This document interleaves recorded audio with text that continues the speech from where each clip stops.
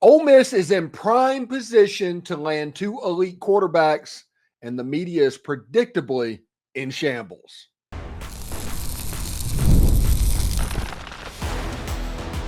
You are Locked On Ole Miss, your daily podcast on the Ole Miss Rebels. Part of the Locked On Podcast Network, your team every day. Welcome to the Locked On Ole Miss podcast, the most watched Ole Miss podcast around. I am your host, Steven Willis, a 10-year veteran member with the national media with Yahoo Sports and a former Ole Miss staff member. Today's show, we talk about Ole Miss getting an unofficial visit right now from Ryder Lyons. Literally, he's on campus as we speak. He's out of Folsom High School in California. We discussed that Landon Duckworth, he's kind of the top priority at quarterback in this class for Ole Miss, but that doesn't mean that this elite five-star quarterback is a foregone conclusion to go elsewhere, thanks to a very special circumstance. We'll tell you about that as well. One thing's for certain, the national media will continue to overlook Ole Miss and act surprised when Lane Kiffin pulls off a top 10 class, or Chris Beard does not go to Texas A&M, or Lane Kiffin is in Oxford for another year. All of these things are just unfathomable to the national media. Remember, we're free and available on all the podcast apps and on YouTube. Thank you for making Locked On Ole Miss your first listen every day, and a special hello to the insiders and everydayers who make the show what it is. Don't forget to find a second listen on the network. Chris Gordy at Locked On SEC or Corey Burton at Locked On Vandy offer even more perspectives on college football, the SEC, and even Ole Miss. Today's episode is brought to you by FanDuel. Right now, new customers can get $200 in bonus bets when your first $5 bet wins. Check that out with FanDuel today. So Ole Miss is getting a visit as we speak at this very moment from Ryder Lyons, a five-star quarterback from Folsom High School in California. Really, really good player. A guy that we did a video a couple weeks back saying that Ole Miss was in better shape to get him. We've talked about Ryder Lyons and done shows about him, probably 2 or 3 at this point. And we were the only Ole Miss outlet that was doing it, essentially. It's like, hey, what are you doing? You're being inflammatory, all of that stuff that you always hear about. But Ryder Lyons was real, and then he was more real, and then he was more real, and now he's very real. Because the reality of this is no quarterback from Folsom High School in California takes an unofficial visit in the middle of the week during what I assume is a school week to visit Ole Miss unless you are seriously considering Ole Miss. He came for Juice Fest, I think, last fall. I'll have to do some reading on 3 sites and all that just to make sure, but I think it was Juice Fest. And Jamison Powell came with him, and Jamison Powell ultimately committed. Ryder Lyons came down as well. He has all the RPMs and crystal balls, and they talk about USC. That's still where they're located because USC is a big deal. Well, USC flipped an Oregon commit from Illinois, surprisingly, and all of a sudden Ryder Lyons is like, well, I don't know. So that leaves Oregon for Ryder Lyons. Well, Oregon's in the middle of a dogfight for Jared Curtis with the Georgia Bulldogs. So Ryder Lyons is not a priority there. So that leaves BYU, which is a factor because he is a Mormon and he is going on a mission, his Mormon mission, this winter. So whenever he graduates school in the winter, January of 2026, he's going to take a year. So even though he is going to sign in the 2026 class, he's not really a 2026 player. That's the reason I said that Ole Miss has the potential to sign 2 elite quarterbacks in this class.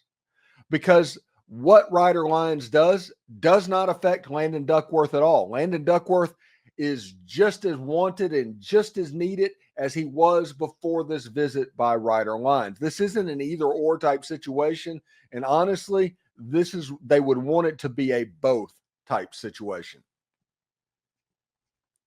So BYU is going to be a factor as it goes, just because of religious implications with LDS and all of that stuff.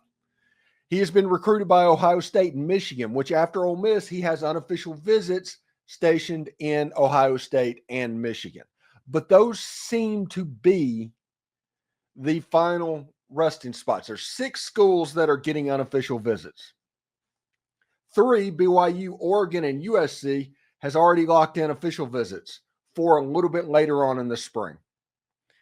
There's 2 official visits that's going to come from Michigan, Ohio State, and Ole Miss. If Ole Miss gets one of those official visits, it becomes a really interesting thing from Ole Miss because Ole Miss is in a real chance to land Ryder Lyons. Like legitimate.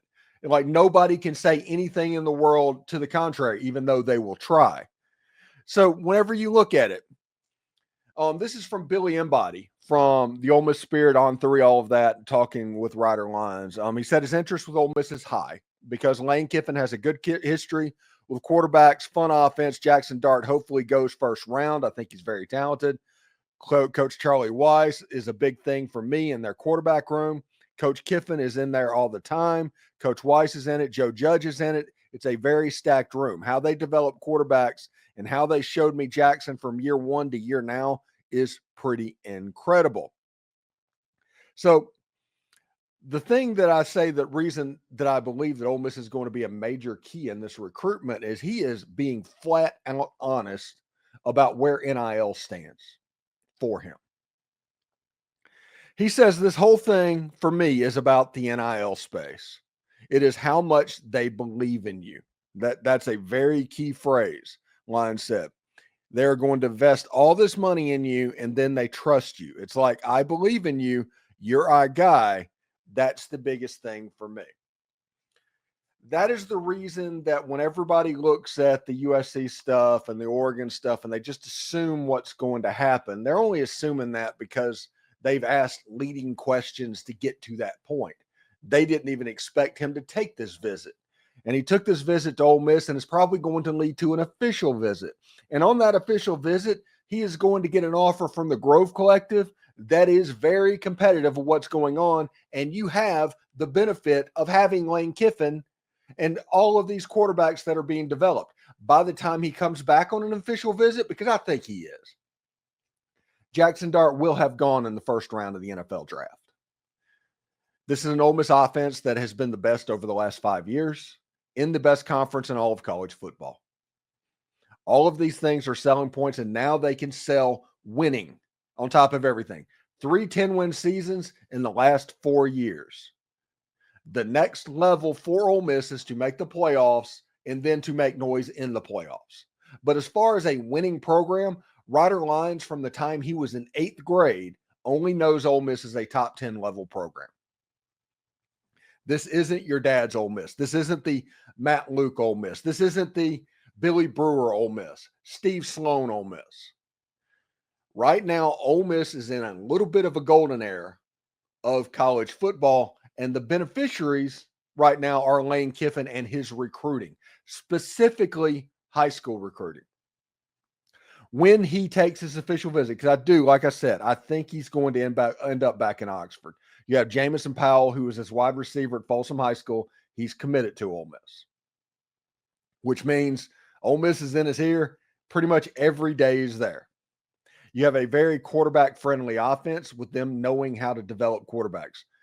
Ryder Lyons is not lying at all. Look at what Jaxson Dart was like in 2022, and look what Jaxson Dart was like against Duke. That rise, that development is second to none. And honestly, I don't know if you can get that anywhere else. With the NFL staffs and all of the analysts going around, Ole Miss has an interesting setup for development, and they're taking advantage of it at the moment. This won't affect Landon Duckworth even a little bit. Landon Duckworth is still the number 1 quarterback on the board. And if he chooses to commit to Ole Miss in the coming weeks and months, I think he said he wanted to do it before the football season. So before August, he will have a chance to put together what I am calling and what I've done a video for as a super team.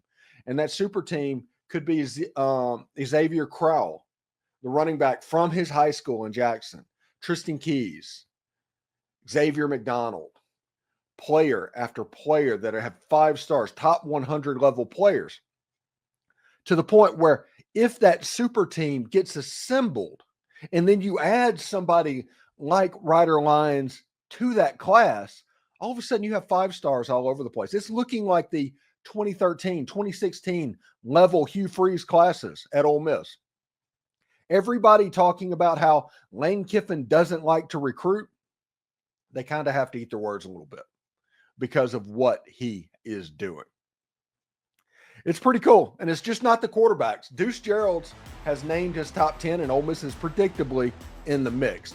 How could this season and playing time impact his decision? We'll break all that down. Stay tuned. You know, daylight savings time snuck up on us again. And if you're feeling that lost hour of sleep, 5-Hour Energy has your back. With the little extra sunshine means more time for fun, but sometimes you need a little boost to power through. Whether you're staying up late watching the NCAA tournament, squeezing in a round of golf after work, or just trying to keep up with your busy day, 5-Hour Energy gives you that quick, refreshing pick-me-up whenever you need it. With longer days, I love getting outside for a walk. Tropical Burst is my go-to for that quick boost. Head to 5hourenergy.com and find over 15 flavors to choose from, including watermelon, blue raspberry, or peach mango. You can even build your own 12 or 24 pack and have it delivered directly to your door. But if you need one now, grab a 5-Hour Energy shot at your local grocery or convenience store. They're everywhere. So stock up today and stay energized. So it isn't all just about the quarterbacks. I mean, Ryder Lyons being on campus right now is undoubtedly a huge deal. And so I'm very excited about where that could lead. And we're all going to be on an official visit watch at the conclusion of these visits, how they line up and when that could happen and all of that. I'm assuming. But Ryder Lyons coming in for an unofficial visit, watching spring practice, which, listen, Lane Kiffin's very good at this. He's kind of really good at showing off for prospects because Ole Miss as a program oozes fun. Whether it's offensively, defensively, he oozes fun. So we'll see exactly how that goes and what can happen there. But changing the subject, Deuce Geralds, Deuce Geralds is narrowing down his list to a top 10. And of that top 10, Ole Miss is predictably on it. We've talked about Deuce Geralds quite a bit and what's going on.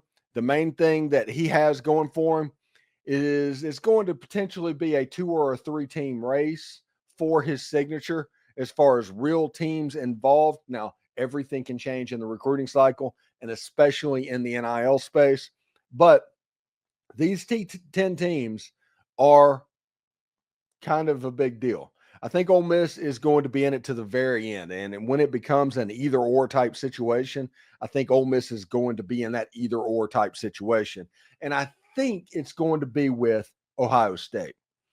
I think he is in Columbus as we speak right now, visiting them. He's already visited Michigan, Florida State, a lot of the teams on his list. But Ohio State, I think, is ultimately going to be the big name that you need to look for. And Deuce Geralds is a really, really good player. When I was at the Under Armour All-American game, and Deuce Geralds was down there as a junior. Remember, he was a junior down there. I was sitting there with the Florida football scout, Brian Smith, who you'll be able to see on this channel Monday, Wednesdays, and Fridays in place of me. He'll be guest hosting the show of what's going on. So you'll be able to hear a lot about Deuce Geralds and all of these players going through. I picked recruiting for a reason because of the time of year.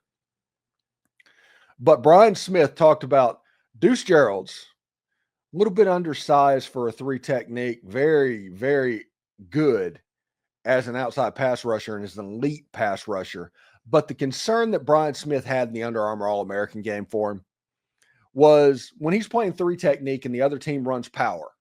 And for those that don't know, power has a pulling guard that's coming on a 3 technique. They're trying to open up a hole. It's an inside run type thing. It was the play that made Ben Jarvis Green Ellis very good at Ole Miss. That power O from Dan Werner, that Dan Werner 1.0 offense. But they wondered if Deuce Geralds was going to be able to hold up whenever an elite team does that to him, because he's 6'1", 265, which means he could play the Jared Ivey role right now at Ole Miss. No problem. You could put him out at strong side defensive end. He's going to be fine. But I think the benefit and the best case scenario for Deuce Geralds is he handles that 3 technique position a little bit higher level than everybody's expecting him to. And then you have the versatility of being able to bump in and out of an even and an odd front and keeping the personnel attached on the field and somebody like Deuce Geralds still there. We talked to Brian at the Under Armour All-American game. He said, yeah, he's a guy that I would not be surprised if he got MVP of this whole freaking game. He didn't for the Under Armour All-American game, but it was interesting to see him playing. And I talked to Deuce at the Under Armour All-American game and said, hey, what would it take for you to commit to Ole Miss? And he kind of lit up a little bit. It was kind of a question that it seemed like he wanted to answer. And he said, I need to see that they will play high school players more.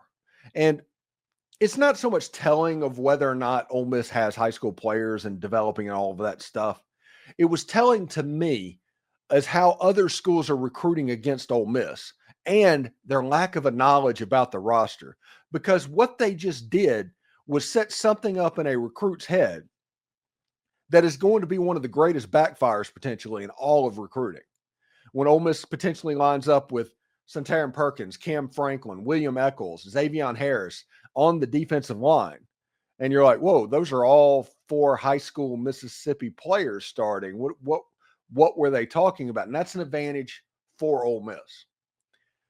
Deuce Geralds went to the Polynesian Bowl a couple of weeks after the Under Armour All-American game, again as a junior, and got MVP of that game. Couple of sacks, tackles for loss, all of that stuff. Deuce Geralds is probably the most important player on the board for Ole Miss. We talk about Landon Duckworth, Tristen Keys, Xavier Crowell, Xavier McDonald, those guys. Deuce Geralds, because of the role he fills and what he can do and what kind of a special type player he is, becomes the most important player in this class potentially. So him dropping a top 10, that's expected. I do like that Devrin and Deuce are being very methodical about this recruitment. They're not lining it up to where Ole Miss, obviously, you see him he likes going to Ole Miss. The kid enjoys it, but he also is handling this smartly and trying to figure out the best way to get the best possible situation for him. So we'll see exactly what it goes. But I mean, Deuce Geralds was here first in spring practice. He came to junior day. It seems like every time the door is open, he is here. So we'll see about an official visit, which I'm assuming that's going to happen as well. And if he comes to a game, because as Brian Smith and everybody that follows recruitment says, we're at the official at the time, follow the visits, not what they say, what they do. That's what you have to pay attention to. Whenever you say, you can politic a little bit, you can spin, you can do all of that stuff, but your actions really can't be, questioned. For instance, last season, Cam Franklin committed to Ole Miss before the football season, I believe, or 2 seasons ago. And then all of a sudden, when the game started, the only place he went to see games at were in Oxford. Cam Franklin was going to Oxford. It was the most drama-free recruitment ever. Santarin Perkins, Ole Miss has done a good job with the number 1 players in the state, getting them on campus and keeping them. We'll see what happens with Tristen Keys whenever that comes about. But Ole Miss has done a pretty good job whenever they've had high-level recruits that Lane Kiffin personally gets involved with. We'll see if that holds water with Deuce Geralds. Remember, the Lane Kiffin coaching tree, that USC coaching tree, has a little bit of a crossover with his dad when he was there, because Ed Orgeron came from USC, all of that stuff. So we'll see exactly how that goes for Devrin, Deuce, and company. So in our final segment, we kind of tackle the Chris Beard to Texas A&M rumors. But remember, there's no such thing as fact or truth, only opinion. And we break all of that down next. Madness is here, and FanDuel is giving you the chance to get in on the action like never before. Right now, new customers can get $200 in bonus bets when your first $5 bet wins. That's 200 extra bucks to bet on everything from buzzer beaters to Cinderella stories, and even who's cutting down the nets. I bet it's going to be a 1 seed. I've got my eye on a few underdogs this year, and FanDuel makes it easy to back them with spreads, totals, and game props. With tournament games happening almost every single day, there's almost something to bet, always exciting to bet on. The FanDuel app is super easy to use, and when I win, I get paid instantly. No waiting around. So FanDuel.com, visit it and get in on the college hoops action all tournament long. The NCAA tournament is here, and so is the Bracket Breakdown. Locked On Podcast Network and Amazon Fire TV channels are teaming up to deliver NCAA tournament coverage like never before. Watch studio shows featuring former players and Locked On's local experts as they guide you through every upset, buzzer beater, and bracket matchup. Stream it all for free on Amazon Fire TV channel. Search Bracket Breakdown to see it all for free. It's your team every day.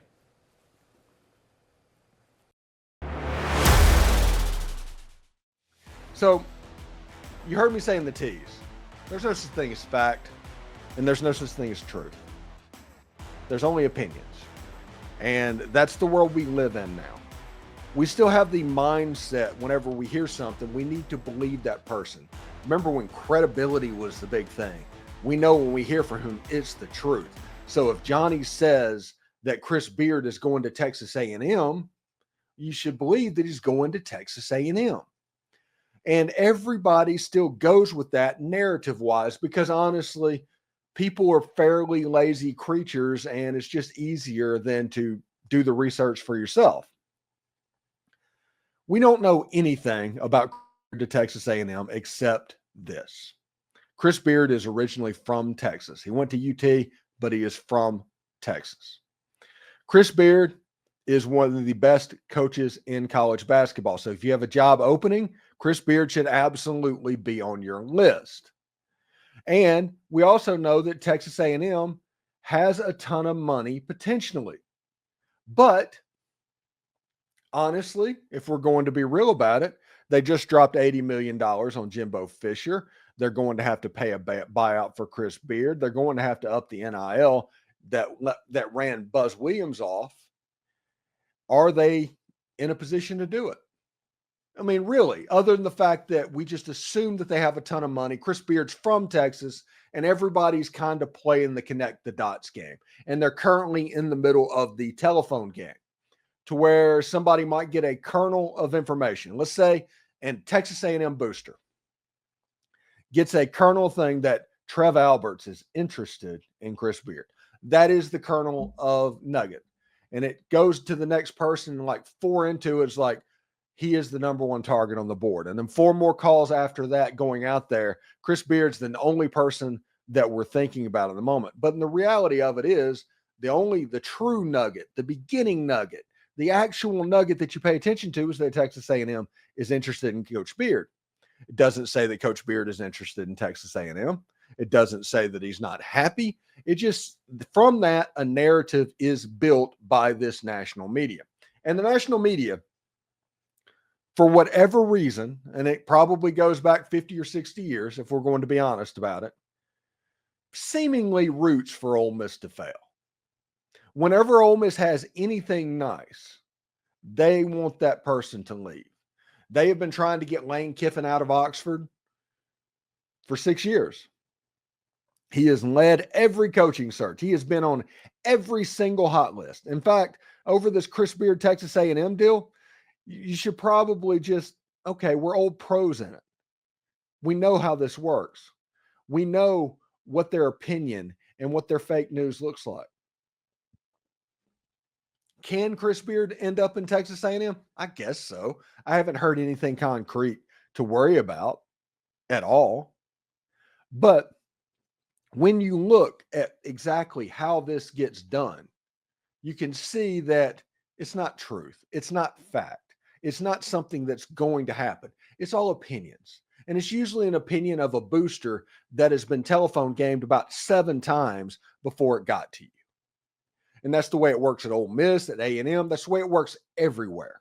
But the so-called connected people talk about this is what's going on. This is absolute fact. But even whenever they've drilled down on that little central nugget, they still get it about 50% wrong because of the telephone game that's happened. It happens in recruiting. Ryder Lyons going to Ole Miss. No story about Ryder Lyons putting out had Ole Miss as even an option. We had Ole Miss as an option, but nobody else seemingly did. It was all USC or Oregon or BYU might be involved. Hey, Michigan and Ohio State's going to be a big deal. And now everybody's like, Ole Miss? What? Just clutching their pearls because they know exactly how this goes. Every time something that somebody wants ends up at Ole Miss, somebody immediately works to try to take that away. For whatever reason. I do not know why that happens. But it definitely happens. You see it on absolutely everything. And a lot of it comes from the if it bleeds, it leads mentality of the media. I get that. A lot of it comes from clicks, and you have two very high SEO level coaches, and now you're talking about a 5-star quarterback potentially. But there's even a little bit more malice when it comes to Ole Miss and how Ole Miss is covered to the national media. They almost want to just take them down. Does everybody remember the NCAA thing in 2017? Yeah. Does everybody remember how that went and how everybody was basically talking about Ole Miss and Hugh Freeze like it was Vladimir Putin? It's about establishing a narrative, and they need to work to make it work. It used to be journalism, used to be just basically journaling what happened so they could talk about it later. So you could find out about whatever town meeting, people taking notes of what's going on. And it has evolved into these people that think they know better than all the rest of us. It's not just saying what's going on. It's about saying what's going on is bad or what's saying is going on is good. Most of the time it's bad because if it bleeds, it leads. And because of that, nobody believes the media anymore. So whenever you read a quote, roll your eyes, move on to the next one. Because I'm going to give you this example, and I've said this 2 or 3 times. I interviewed Tristen Keys at the Under Armour All-American game. I sat there and saw everybody conduct their interviews where national writers are coming there and it's like, okay, Tristen, tell me about Tennessee. Okay, tell me about Texas A&M. Tell me about LSU. Tell me about Miami. And then at the end of it, it said, hey, Texas A&M, Tennessee, LSU, Miami, that's the leaders for his services.